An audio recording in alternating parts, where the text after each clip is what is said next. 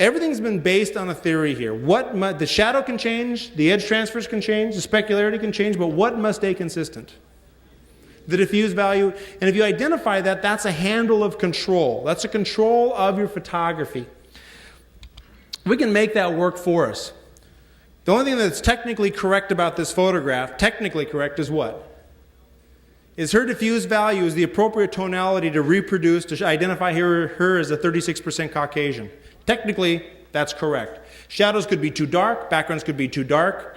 I mean, there's all sorts of things that can be said in an opinion, but technically, the diffuse value is properly placed. And if that's the case, now you have control, at least of subjective contrast. You have as much control of your background brightness as you do of your separation light or your shadow brightness. But sometimes we don't, and we don't use it with a lot. Sometimes we don't think we do, and when we think we do in kind of an irresponsible way.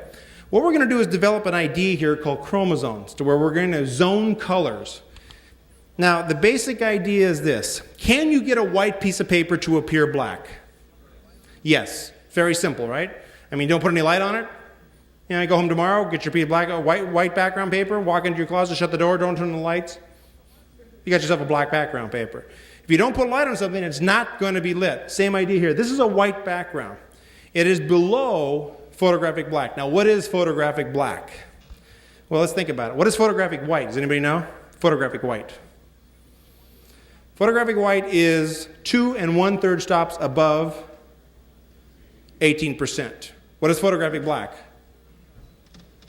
4 1/3 stops below 18%. That's photographic black to photographic white. That's your range, 18% being the middle point on that.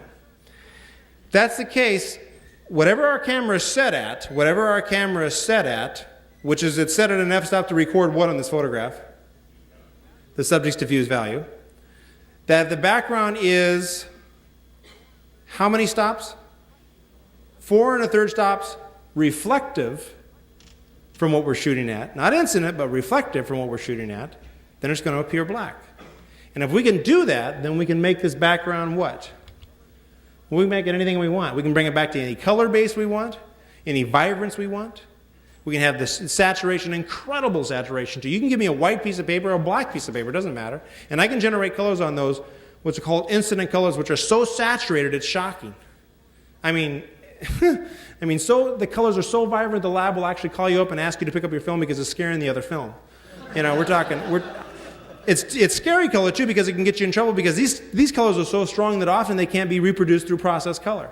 And sometimes that'll happen. You'll generate colors so vibrant that they have to go to what's called a PMS process color, okay, spot color, to be able to generate the colors that you've been talking about or what you've been showing.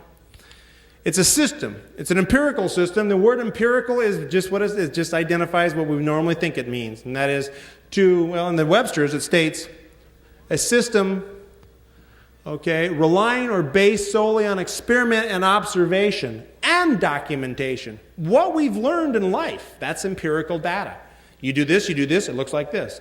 And everything in life as we deal with are formulas based on empirical information. This happened, so this must happen. That's what we're going to do here. We're going to sit down, we're going to experiment, we're going to observe, and then we're going to document this whole idea. And we're going to generate a form of control, very similar to what art directors have had for years with called PMS color controls. It's a great name for a product, huh? PMS colors. Give me a blue!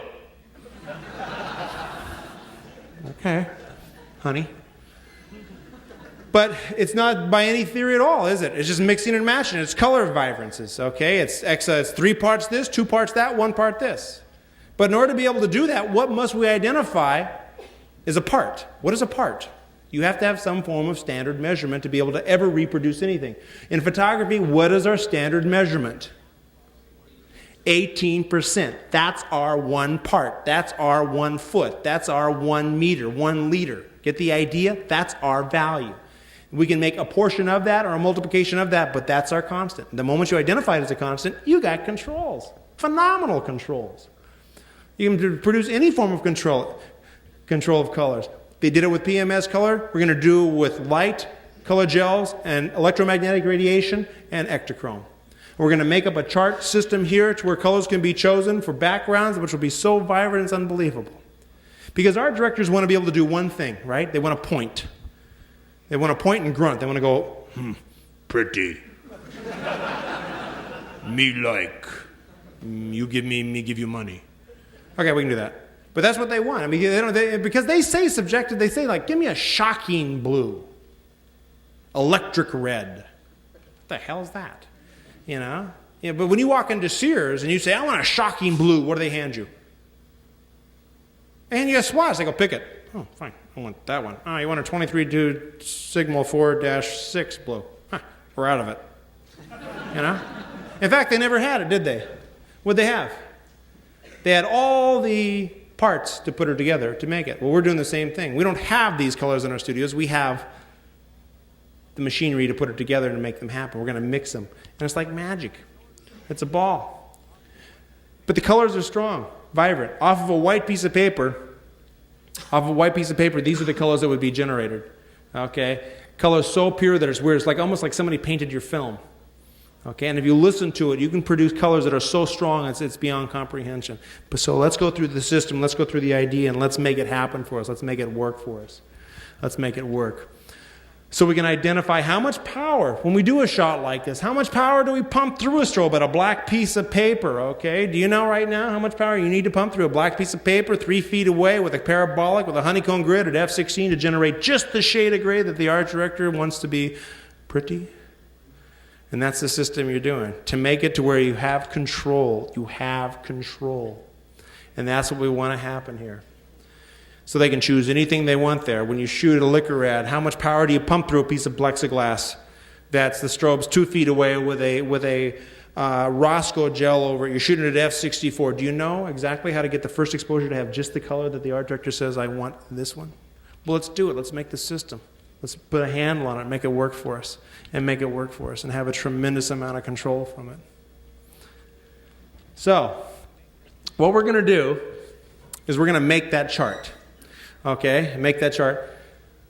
Start out with a strobe, white piece of paper. Okay, white piece of paper. Okay, in this case, it's a piece of foam board, power strobe. Okay, and then a meter, Minolta 4. I think it's one of the best meters in the world until you drop it. And then it's the stupidest meter in the world. I don't know if you've ever dropped one of these things, but it's like you pick it up and take a light meter reading after you do that, and it goes, that was bright. You know? Maybe you ought to shut down, huh? And then it gives you all these f-stops to choose from. You know? It's the only LED readout that'll say bracket.